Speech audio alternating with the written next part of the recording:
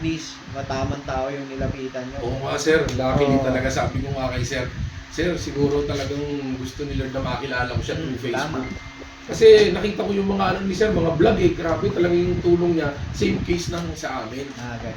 Kaya sabi ko, nilapitan ko kagad si sir, minessage ko, sir, ito po yung cellphone namin ko, baka pwede po tayo mag-usap.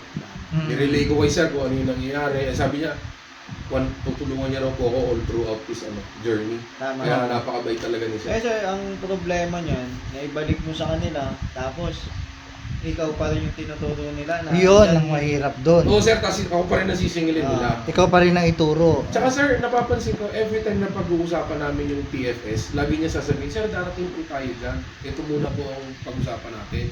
Abulin natin yung mga nagkakasalo. Kasi ang sinasabi po nila sa akin, yung sasakyan is talong kasa. Abulin po natin yung mastermind nitong talong kasa, makipag-cooperate po kayo. Kasi kung hindi kayo makikipag-cooperate, magiging kasabot po kayo. Yun ang sinasabi po sa akin ng HPG.